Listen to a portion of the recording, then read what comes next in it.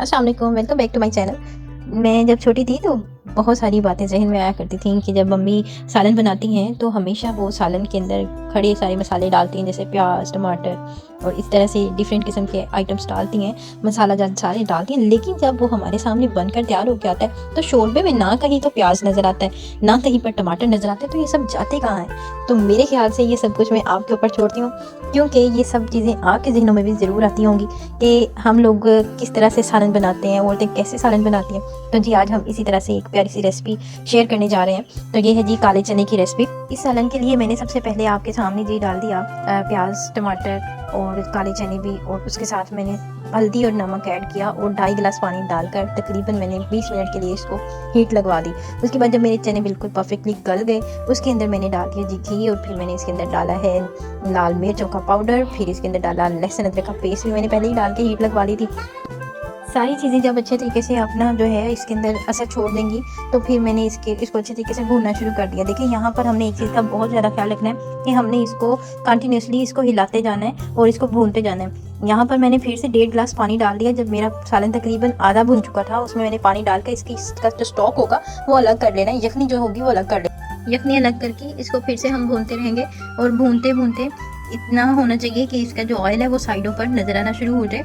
इसको मैंने फिर से एक्स्ट्रा जो है थोड़ा सा हीट लगवा दी ताकि इसका जो है कच्चापन वो दूर हो जाए और चने हमारे और बहुत ज़बरदस्त से गल जाएं, और गलने के साथ साथ जो ऑयल है वो थोड़ा बहुत जो रह गया वो भी साइडों पर निकल आए। आप लोगों को पता है कि चने हमारे लिए बहुत फ़ायदेमंद हैं। अगर किसी का दिमाग कमज़ोर हो तो उसे काले चने जो हैं वो भून के देने चाहिए, और अगर कोई बच्चा जो है वो पढ़ाई में बहुत कमज़ोर है तो उसके लिए काले चने बहुत फ़ायदेमंद हैं।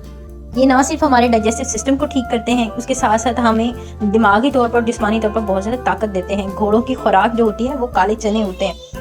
तो उसी से आप अंदाज़ा लगा सकते हैं कि घोड़े किस कदर फुर्तीले होते हैं। इसी तरह से ये फुर्तीलापन इंसानों के अंदर भी आता है, ये इंसान को एक्टिव करते हैं। लीजिए जी हमारे चने भून चुके हैं। इसके अंदर मैंने अपना चिक पीस का जो है स्टॉक वो ऐड कर दिया काले चनों का, जो मैंने पहले निकाला हुआ था। इसे मैं और अच्छे तरीके से पकाऊंगी, तकरीबन 10 मिनट में इसे और ज़्यादा पकाते पकाते उस लेवल तक ले जाऊंगी जहाँ हमें ये फील होना शुरू हो जाएगा ये पानी का कच्चापन खत्म हो गया और जो काले चनों का जितना भी एक्सट्रैक्ट था वो सारा निकल कर शोरबे में आ गया। याद रखें, अगर कोई बीमार होता है तो ज़रूरी नहीं कि उसको देसी मुर्ग का ही आप यखनी दें, बल्कि उसको आप काले चनों की भी यखनी दे सकते हैं, जो कि उसके लिए ताकत का भी एक जरिया, उसके साथ साथ उसको जो है वो बीमारियों से भी निजात दिलाता है। लीजिए हमारे चने बातों ही बातों में बनकर रेडी हैं। आप लोग देखें कि इसका जो स्टॉक है, इसकी जो यखनी है, शोरबा है, परफेक्टली तैयार हो गया और हमारे पास जी अब काले चने बिल्कुल रेडी हैं। इसको जी धनिया के साथ डेकोरेट किया जाए। जब तक धनिया नहीं डालते हैं हमें मज़ा नहीं आता। तो आप जी चेक करने का टाइम है, देखें इसका शोरबा कितना ज़बरदस्त है। इसको आप गार्लिक नान के साथ, चपाती के साथ या फिर उबले हुए चावलों के साथ सर्व करें और सबसे तारीफ़ें बटोरें। अगर आपको मेरी ये वीडियो पसंद आती है तो सब्सक्राइब माई चैनल, और इसी तरह से नई वीडियो में मिलेंगे हम इंशाल्लाह ताला। तब तक अल्लाह हाफिज़, अपना ढेर सारा ख्याल रखिएगा और मुझे दुआ में याद रखिएगा।